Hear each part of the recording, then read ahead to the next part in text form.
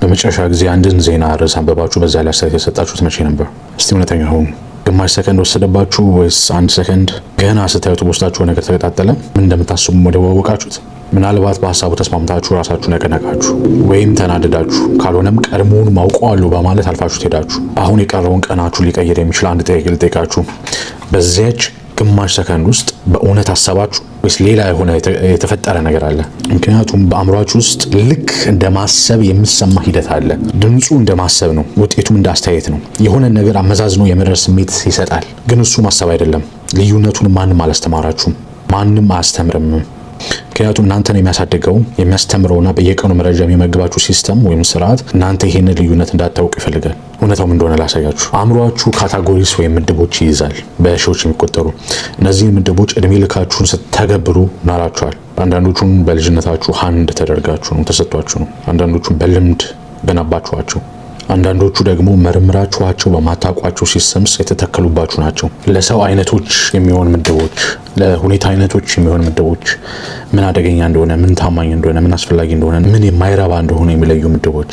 አእምሯችሁ እንደ አንድ ቤተ መጻሕፍት ነው። እያንዳንዱ ምድብ ወይም እያንዳንዱ ካታጎሪ ደግሞ ስም የተለጠፈበት ሼልፍ ወይ ደግሞ መደርደሪያ ነው። አሁን አዲስ መረጃ ሲመጣ የዜና ርዕስ ሊሆን ይችላል፣ ጭውውት ሊሆን ይችላል፣ የአንድ ሰው ፊት ሊሆን ይችላል፣ የአንድ ሀገር ስም ሊሆን ይችላል፣ የዋጋ ተመን ሊሆን ይችላል፣ ወይም አስተያየት ሊሆን ይችላል። አእምሯችሁ ተቀምጦ በሀሳቡ ላይ የመሰጠርም ከዛ ይልቅ በጣም ፈጣን የሆነ ነገር ያደርጋል። ቤተ መጻሕፍቱን ይቃኛል። በጣም የሚቀርበውን ሼልፍ ወይም ይሄ መደርደሪያ ይፈልጋል። በጣም የሚቀርበውን ነው የሚፈልገው። ከዚያም አዲሱን መረጃ በዚያ መደርደሪያ ላይ ያስቀምጠዋል ወዲያውኑ በራሱ ማለትም አውቶማቲክሊ። እናንተ በንቃት ወይ ደግሞ ኮንሽስሊ ሳታውቁት ያ መረጃ ተቀምጧል። ይሄ ሂደት ከአንድ ሰከንድ ያነሰ ጊዜ ይወስዳል። ስለ ራሳችሁ ያላችሁን አመለካከት የሚቀይረው ክፍል ደግሞ ይህ ነው። የሶርቲንግ ወይም የመመደብ ሂደት ልክ እንደማሰብ ነው የሚሰማው። ከውስጥ ሆኖ ሲታይ ይህንን ነገር በጥንቃቄ አመዛዝኜ የራሴን አቋም ያስኩ ከሚለውና አእምሮዬን መረጃውን ከሰከንድ ባነሰ ጊዜ ውስጥ ካለው ነባር ምድብ ጋር አመሳስሎ አስቀምጠው ከሚለው መካከል ምንም ልዩነት የለም። ሁለቱም አንድ አይነት ስሜት ይፈጥራሉ። የማወቅ ስሜት፣ አስቤበታለሁ የሚል ስሜት። አንዱ ማሰብ ወይም ቲንኪንግ ሲሆን ሌላኛው ደግሞ መመደብ ወይም ሶርቲንግ ነው። አእምሯችሁ ደግሞ የትኛው እንደተፈጠረ የሚነግራችሁ ደወል ምልክት ወይም የማስጠንቀቂያ መብራት የለውም። ውጤቱን ብቻ ይሰጣችኋል። አስተያየቱን፣ ፍርዱን፣ ምላሹን።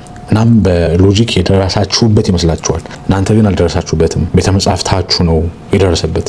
እናንተ ሁሉንም መጽሐፍ ያነበባችሁ የሚመስላችሁ ግን በመደርደሩ ላይ ያለውን ስም ብቻ አይታችሁ ያለፋችሁ የቤተ መጻሕፍት ጠባቂ ናችሁ። ታዲያ እውነተኛ ማሰብ መቼ ነው የሚጀምረው?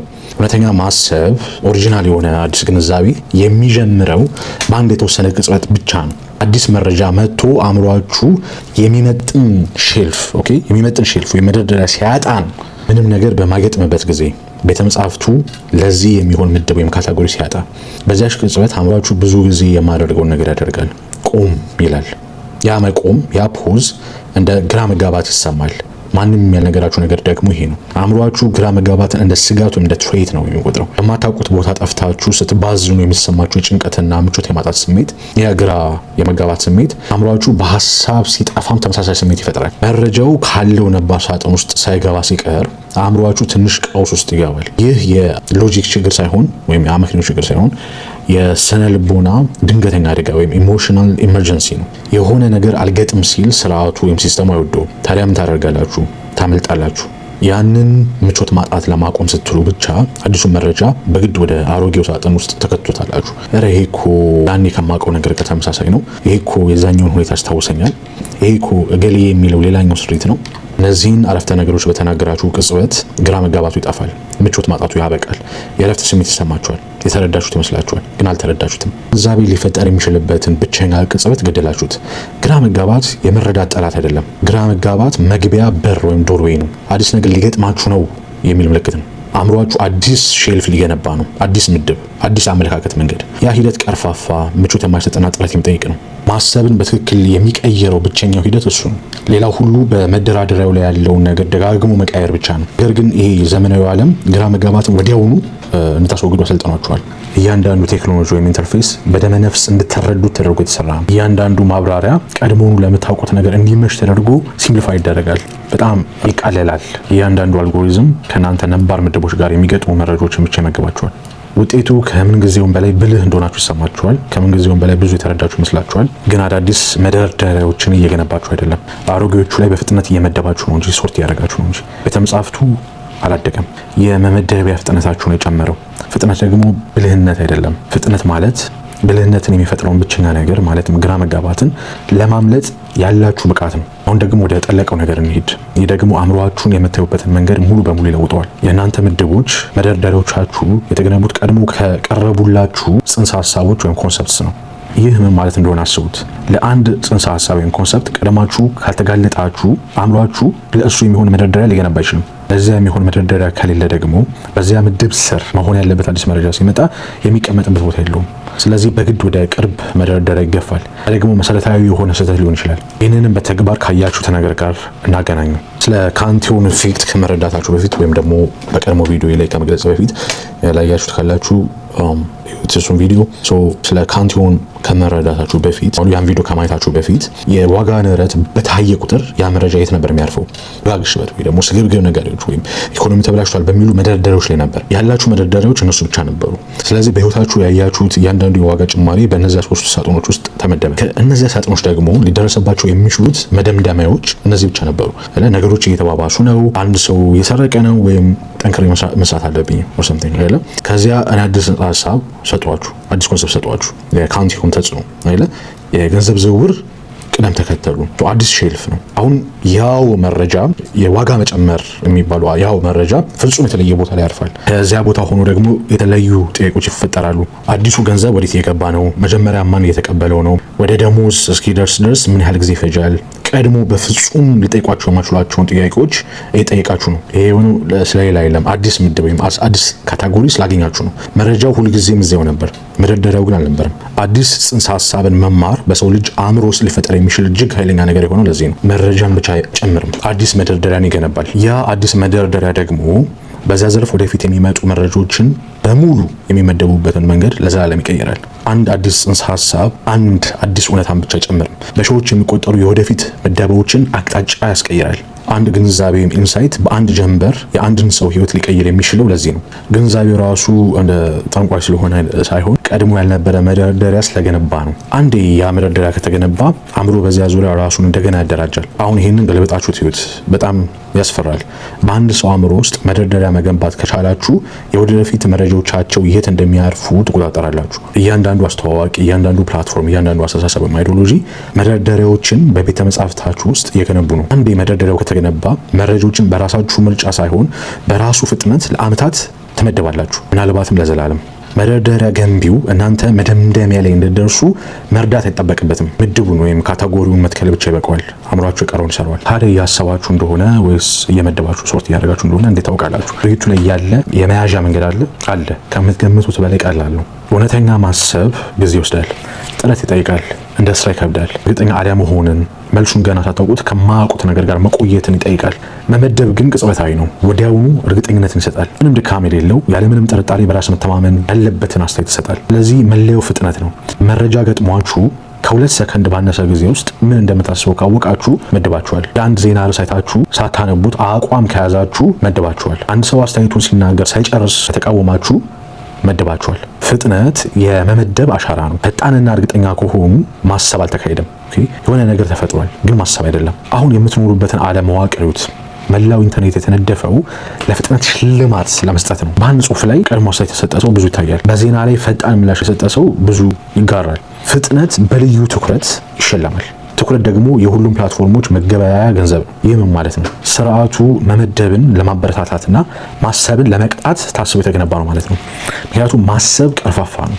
ማሰብ እርግጠኛ አይደለሁም፣ ነገሩ ውስብስብ ነው የሚሉ ውጤቶችን ያመጣል። ያ ደግሞ ብዙ ሰው አይወደውም።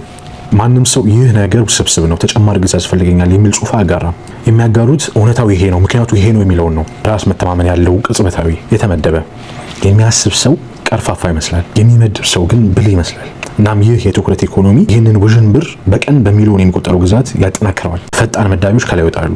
ሁሉም ሰው ደግሞ የእነርሱን የመመደብ ፍጥነት እንደ ሀሳብ ጥልቀት ይቆጥረዋል። በክፍል ውስጥ ከፍተኛ ድምፅ ያለው ሰው ብዙ ጊዜ ብዙ ያሰበው ሰው አይደለም፣ ይልቁንም በፍጥነት የመደበው ሰው ነው። ፕላትፎርሙም የእርሱን ድምፅ ቀድማችሁ እንድትሰሙ አድርጓል። አሁን ደግሞ በጣም ጥልቁን ደረጃ ላሳያችሁ። አንዴ ካያችሁት በኋላ ትረሱት የማትችሉት መረጃ በአንድ መደርደሪያ ላይ ሲያርፍ ያ መደርደሪያ መረጃውን ማከማቸት ብቻ አይደለም ስራው። ስለዚህ መረጃ ምን አይነት ጥያቄዎችን መጠየቅ እንደምትችሉ ይወስናል። ምድቡ ወይም ካታጎሪው ደግሞ ሊጠይቋቸው የሚችሉትን ጥያቄዎች ይቆጣጠራል። ጥያቄዎቹ ደግሞ የምትደርሱበትን መደምደሚያ ይወስናሉ። አንዳንድ መደምደሚያዎች ከተወሰኑ መደርደሪያዎች ተነስተው ሊደረስባቸው የማይችሉ ናቸው። ይሄ የሆነው እናንተ ጎበዝ ስላልሆናችሁ ሳይሆን መጀመሪያ ያደረጋችሁት ምደባ መንገዱን ስለዘጋባችሁ ነው። ይሄ እንዴት እንደሚሰራ ላሳያችሁ። አንድ ትልቅ ክስተት ተፈጠረ እንበል። የአንድ መሰረታዊ ነገር ዋጋ በአንድ ጀንበር ጨመረ። ያው ክስተት ያው እውነታ መደርደሪያው ምን እንደሚያደርግ ተመልከቱ። የመጀመሪያውን ሰውሃ እንበለው እና ሰውሃ መረጃውን ፖለቲካ በሚል መደምደሚያ ላይ መድቦታል። አሁን የሚመጡ ጥያቄዎች የትኛው ፓርቲ ነው ለዚህ ተጠያቂው? ከዚህ በፖለቲካ የሚጠቀመው ማን ነው? አላማቸው ምንድነው? ማንን ልውቀስ? ከዚህ መደርደሪያ ሊደርሰባቸው የሚችሉት መደምደሚያዎች በሙሉ ፖለቲካዊ ናቸው። ሌላ ፓርቲ ምረጡ፣ ተቃውሙ፣ ወገን ያዙ። መደርደሪያው ጥያቄዎቹን መረጠ። ግለሰቡ ሁኔታውን የመረመረ ሊመስለው ይችላል። ማንም አልመረመርም። መደርደሪያው ነው የመረመረላቸው። ሰው ለያንኑ ክስተት ኢኮኖሚክስ በሚል መደርደሪያ ላይ ይመድባል። የተለያዩ ጥያቄዎች ይነሳሉ። ገንዘቡ ወዴት እየፈሰሰ ነው? በአቅራቦት ሰንሰለት ወይም ሰፕላይ ቼን ላይ ምን ተቀየረ? ከዚህ ትርፍ ለማግኘት የተዘጋጀው ማን ነው? አያችኋቸው ጥያቄዎቹ እና መደምደሚያዎቹም የተለዩ ናቸው። ምናልባት ስለ መዋቅር ስለ ስትራክቸራል ይሆናል። ስለ ወቀሳ ሳይሆን ስለ አሰራር መካኒክስ ሊሆን ይችላል። ሰው ሀመር ውሃ ደግሞ ሳይኮሎጂ ወይም ስነ ልቦና በሚል መደርደሪያ ላይ ይመድባል። አዲስ ጥያቄዎች ሲያመጣም እንዴት ነው የሚሆኑት? ይህ በህዝብ ውስጥ ምን አይነት ፍርሃት እየቀሰቀሰ ነው? ይህ አቀራረብ ወይም ፍሬሚንግ ምላሹን እንዴት እየቀረጸው ነው? ሰዎች በስሜት ውስጥ እያሉ ምን አይነት እምነት እየተተከለባቸው ነው? አያችኋቸው ሊጠይቅ የሚችለው ጥያቄ። መደምደሚያዎቹ እዚህ ጋር ይህ ክስተት የሰዎችን ጠባይ ለመግለጽ እየዋለ ነው የሚል ሊሆን ይችላል። እዚህ ጋር ክስተቱ ራሱ ከሚፈጠረው ምላሽ አነሰ ዋጋ አለው። ይገርማል። ካያችሁት እንደዚህ ያው አንድ ክስተት ሶስት ሰዎች ሶስት ምደቦች ወይም ሶስት የተለያዩ የጥያቄ አይነቶች ሶስት ፍጹም የተለዩ መደምደሚያዎች እያንዳንዳቸው ደግሞ በጥንቃቄ እንዳሰቡበት ሙሉ በሙሉ ያምናሉ። አንዳቸውም አላሰቡበትም። መደርደሪያቸውን ያሰበላቸው ጥያቄዎቹ ከመምጣታቸው በፊት ምደባው ተከናውኗል። ጥያቄዎቹ ደግሞ መደርደሪያው የፈቀደላቸው ብቻ ነበሩ። ይህ በጣም ትልቅ ትርጉም አለው። ምድቦቻችሁ ወይም ካታጎሪስ የሚያፈቅዱትን መደምደሚያ ላይ መድረስ አትችሉም። የፖለቲካ መደርደሪያዎች ብቻ ካሏችሁ የፖለቲካ መደምደሚያዎች ላይ ብቻ ትደርሳላችሁ።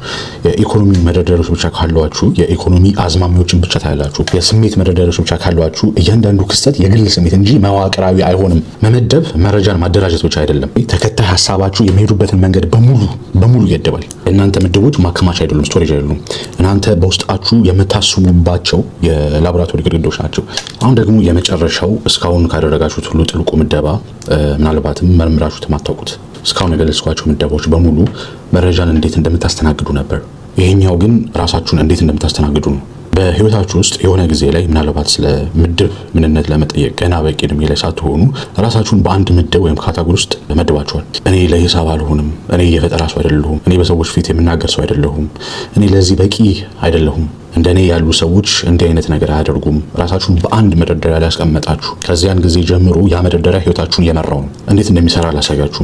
አንዴ ራሳችሁን በአንድ ምድብ ውስጥ ከመደባችሁ ያ ምድብ ወደ እናንተ ለሚመጣው ለእያንዳንዱ እድል ለእያንዳንዱ ሀሳብ እንደ ማጣሪያ ሆኖ እንደ ፊልተር ሆኖ ያገለግላል። እኔ የንግድ ሰው አይደለሁም ካላችሁ አሁን እያንዳንዱ የንግድ እድል እናንተ በንቃት ሳታዩት ለእኔ አይሆንም ወደሚል መደርደሪያ ይሄዳል። በሀሳብ መርምራችሁ አልተዋችሁትም። እንዲያውም ወደ ሀሳብ ደረጃ አልደረሰም። ያ የራስ ምደባ ወይም ሰልፍ ሶርት ገና በሩ ላይ አግኝቶ አስቀመጠው። ለእኔ አይሆንም ብላችሁ ወሰናችሁት። እናንተ አይደላችሁም፣ መደርደሪያው ነው። እናንተ ውጤቱን አይታችሁ የራሳችሁ ውሳኔ መስሏችሁ አመናችሁ። ለትምህርት ጎበዝ አይደለም የተባለ ልጅ መደርደሪያ ይገነባል። እያንዳንዱ ወደፊት የትምህርት እድል በዛ መደርደሪያ ላይ ያርፋል። ይህ ምድብ ለብዙ አስርት ዓመታት በራሱ ይሰራል። ያ ልጅ አድጎ ትምህርትን የሚርቀው መማር ስላልፈለገ አይደለም፣ ገና 8 ዓመቱ እያለ የተገነባበትን ምደባ እያካሄደ ስለሆነ እንጂ። ያ መደርደሪያ የተገነባው በአንድ መምህር አስተያየት፣ በወላጅ ንዴት ወይም በአንድ ደካማ ውጤት ሊሆን ይችላል። ከዚያን ጊዜ ጀምሮ መረጃዎችን ሲያስተላልፍ ኖሯል፣ በዝምታ በራሱ አውቶማቲካሊ ሳይገመግም። ልትመረምሩት የሚገባው እጅግ አስፈላጊው ምድብ ይሄ ነው። ምክንያቱም ሌላው ምደባ ሁሉ ለፖለቲካ፣ ለገንዘብ፣ ለሰዎች፣ ለክስተቶች ያላችሁ እይታ ራሳችሁን ከምታዩበት መንገድ በታች ነው የሚገኙት። ውስብስብ ነገሮችን መረዳት እንደማትችሉ አድርጋችሁ ራሳችሁን ከመደባችሁ አዲስ መደርደሪያዎችን ለመገንባት የሚያስፈልገውን ያን ግራ መጋባት ስሜት በጭራሽ አትታገሱትም። ራሳችሁን መቀየር እንደማትችሉ አድርጋችሁ ከመደባችሁ እያንዳንዱን ውድቀት እንደ ትምህርት ሳይሆን እንደ ማረጋገጫ ትቆጥሩታላችሁ። የራስ ምደባ ወይም ሰልፍ ሶርት ዋናው ምደባ ነው። እድሎችን ብቻ አይለይም፣ ማሰብ ይፈቅድላችሁ እንደሆነና እንዳልሆነ ይወስናል። አብዛኞቹ ሰዎች ህይወታቸውን በሙሉ የሚያሳልፉት ምድብ ወይም ካታጎሪ ምን እንደሆነ እንኳን ማሰብ በማይችሉበት እድሜ ላይ በተገነባላቸው ግንብ ውስጥ ነው። መመርመር ያለባችሁ በጣም አስፈላጊው መደርደሪያ መረጃ የምታስቀምጡበት ሳይሆን እናንተ የተቀመጣችሁበት መደርደሪያ ነው። ታዲያ ከዚህ ሁሉ ጋር ምን ታደርጋላችሁ? መመደብን አቁሙ አላችሁም፣ አትችሉም። መመደብ አእምሮ ከመጠን በላይ የሆነን ዓለም የሚቆጣጠርበት መንገድ ነው። እሱ ጉድለት ሳይሆን የመዳን ጥበብ ነው፣ ሰርቫይቫል አርኪቴክቸር ነው። እድሜ ልካችሁን ትመድባላችሁ። ሁሉም ሰው ይመድባል። ዛሬ አንድ ነገር ይለወጣል። ከዚህ ቪዲዮ በፊት መመደብ ለእናንተ የማይታይ ነበር፣ በዝምታ ይሰራል። ልክ እንደ ማሰብ የሚሰማ አስተያየትን ሰጣችሁ ነበር። መረጃን እናንተ ሳትመረምሩ ታስቀምጥ ነበር። እናንተም ልዩነቱን አታውቁም ነበር። አሁን ግን ልዩነቱን ታውቃላችሁ። ልዩነቱን ማወቅ ደግሞ ብዙ ሰዎች የማግኙትን እድል ይሰጣችኋል። ድርጊቱ እየተከናወነ ያለ የመያዝ ችሎታ በየጊዜው ባይሆንም እንኳ ሁልጊዜ መያዝ አስፈልጋችሁም። ነገር ግን አስፈላጊ በሆኑ ቅጽበቶች የገንዘባችሁን፣ ግንኙነታችሁን፣ የወደፊት ህይወታችሁንና ማንነታችሁን በሚቀርጹ ውሳኔዎች ላይ አሁን መሳሪያ አላችሁ። መሳሪያው አንድ ጥያቄ ነው። አስተያየት እየሰጣችሁ እንደሆነ ስታውቁ፣ በተለይ ደግሞ ፈጣንና እርግጠኛ የሆነ አስተያየት ቆም በሉና ይህን ጠይቁ። ይህንን አሰብኩት ወይስ መደብኩት? ከመደባችሁት እንደገና ለመክፈት መምረጥ ትችላላችሁ። ከሀሳቡ ጋር ቆዩ። ግራ መጋባቱ እንዲገባ ፍቀዱለት። ጠይቁ። ይህ መረጃ የትኛው መደርደሪያ ላይ ነው ያረፈው? ትክክለኛው መደርደሪያ እሱ ነው? ወደ ሌላ መደርደሪያ ባዘዋወረው ምን አያለው? ከሌላ ምድብ ውስጥ በሆን ምን አይነት ጥያቄዎችን ጠይቅ ነበር? ያ መቆም፣ ያ ፖዝ፣ ያቺ ምደባውን የመያዝ ቅጽበት የእውነተኛ ማሰብ ጅምር ናት። ፈጣን መመደብ አይደለም፣ ከፍተኛ ድምፅ ያለው አስተያየት አይደለም፣ ተጨማሪ መረጃ አይደለም። እውነተኛ ሀሳብ አዳዲስ መደርደሪያዎችን የሚገነባው አይነት እይታችሁን የሚቀይረው አይነት ማንም ሰው ስለማያደርገው ብዙዎችም አማራጭ መሆኑን ስለማያውቁት የገንዘብ ስርዓቱን አሳዩዋችሁ፣ የትኩረት ስርዓቱን አሳዩዋችሁ፣ እምነቶች እንዴት እንደሚተከሉ አሳዩዋችሁ። አሁን ደግሞ ከነዚህ ሁሉ በታች ያለውን መሰረታዊ አሰራር ኦፕሬቲንግ ሲስተም ያሳዩዋችሁ ነው። አእምሯችሁ እውነታን የሚረዳበትን መንገድ ላሳያችሁ የምችለው ጥልቁ ደረጃ ይሄ ነው። ምክንያቱም እስካሁን ያስተማርኳችሁ እያንዳንዱ ስርዓት፣ እያንዳንዱ የተጽዕኖ መሳሪያ፣ እያንዳንዱ የቁጥጥር መዋቅር በአንድ ነገር ላይ የተመሰረተ ነው። እናንተ ከማሰብ ይልቅ እንድትመድቡ፣ ከመመርመር ይልቅ ምላሽ እንድትሰጡ፣ ከመጠየቅ ይልቅ ፋይል እንድታደርጉ ምደባውን ወይም ሶርት መያዝ በጀመራችሁ ቅጽበት በእናንተ አውቶማቲክ ምላሽ ላይ የሚመሰረቱ ስርዓቶች በሙሉ በእናንተ ላይ ያላቸው ኃይል ይቀንሳል። ሁሉንም ባይሆንም የተወሰነውን። ያ የተወሰነ ነገር ግን እያደገ ይሄዳል። እያንዳንዱ የያዛችሁት ምደባ አንዱን እውነተኛ ማሰብ ቅጽበት መልሳችሁ እንዳገኛችሁት ይቆጠራል። በእውነት የእናንተ የሆነ አንድ ውሳኔ ወርሳችሁት ሳይሆን መመራችሁት የደረሳችሁበት አንድ አስተያየት የትንሽ ነገር አይደለም። እናንተ ራሳችሁን ከመመደባችሁ በፊት እናንተን ለመመደብ የተነደፈ ዓለም ውስጥ ማሰብ የነጻነት ተግባር ነው።